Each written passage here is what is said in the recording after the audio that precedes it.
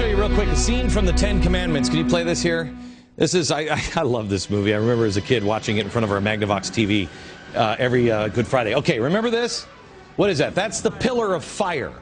Fire plays such an important role in the Moses story. Moses in the burning bush, but the bush never catches on fire, right?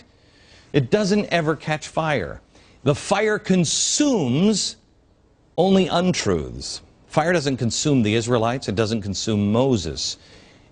It can consume and stop the Pharaoh. The fire is truth. Stand in the truth.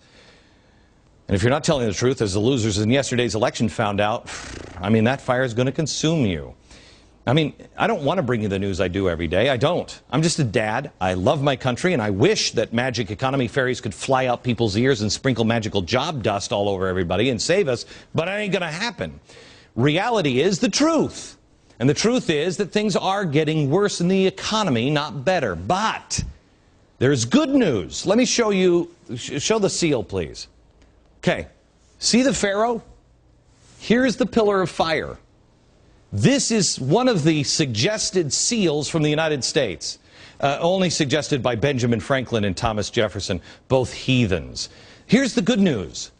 They got it then. I read one of their letters from 2023 where they said, people, when it collapses, when it falls apart, the people will remember what we did and they'll build it better than we had it. This is what they want you to remember.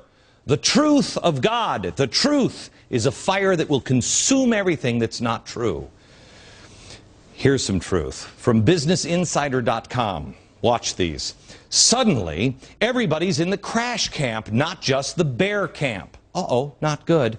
Before the liberal bloggers blame me for this, I'd like to remind the Huffington Post and Media Matters that according to you guys, I've lost all my audience, so I'm not sure how I'm stirring up fear in the country. Next one. Newsletter writers, hedge fund managers, journalists, bloggers, technicians, fundamental analysts, economists, and strategists are all joining the crash camp left and right. Remember, we're talking about a crash. Business Insider, not Glenn Beck. There's also a CNBC poll. Now, this is just people that were reading CNBC on the internet. CNBC had a poll where 36% of respondents think the Dow will drop to 5,000 this year. That's almost 40%. Stock market sliced in half. CNBC, fearmongers. Richard Russell, editor of the Dow Theory Letters, who wrote of a possible major crash, if the Dow Jones Industrial Average falls below 10,380, the closing price on May 7th. He and others are watching for the pattern of a big drop like May 6th, followed by a brief but failed rally and then another sell-off. Uh-oh. Wall Street guru Jeremy Grantham now says Standard & Poor's 500 stock index was about 40% overvalued and warned of a coming bubble. Uh-oh, trouble.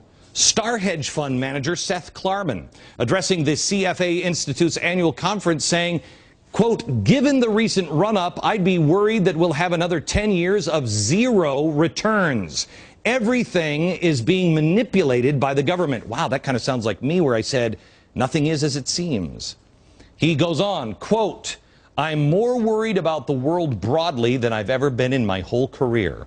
Raoul Pal, global macro investor, formerly of Goldman Sachs, also sees the market turning. He says he has a specific time frame in mind. He wrote that the crash could take place within 2 days or 2 weeks. I don't know if any of this is going to happen. I don't know. I don't know. I hope they're wrong. I hope they're wrong. But blinders are being put on you, okay? The people with real power and money know. That is why all this framework in Washington is being put together. That's why they're all saying about, wait till you see what I have for you next. That's why they're all laying out their plans right now. But too many Americans aren't paying attention to it, and you're going to be backed into a corner. You're not going to be able to see what's coming. You won't be able to do anything about it.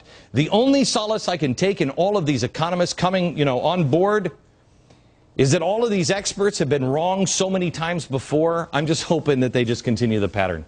And I know I'd be in the wrong camp too, but I'd rather have that. You're going to be presented with two answers. Two answers. When things, if things, start to spiral out of control. I'm going to give both to you, and you decide which one you want. Next.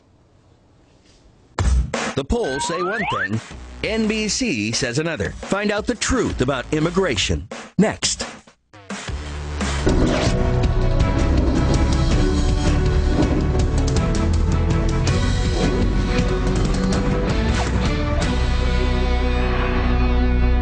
Weinerfacts.com, or still people are trying to barrel in and get all famous Weiner facts and new Weiner facts about Congressman Weiner.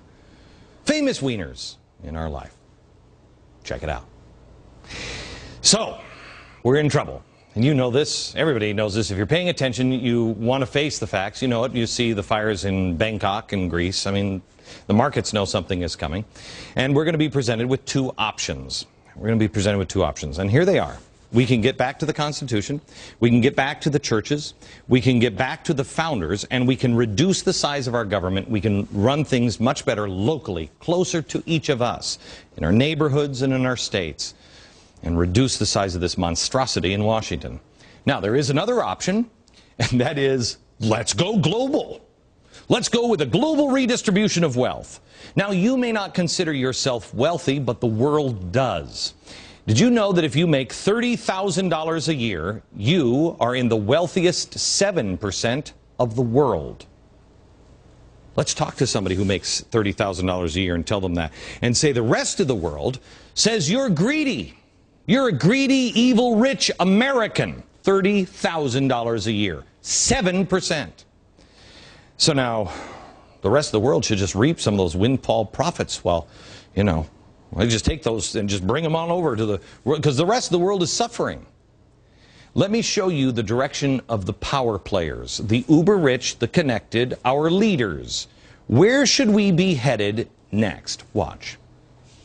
Although tonight I speak to you not as a candidate for president, but as a citizen, a proud citizen of the United States and a fellow citizen of the world. We created global trade, we created global finance, we created global companies, but we forgot to create a global government.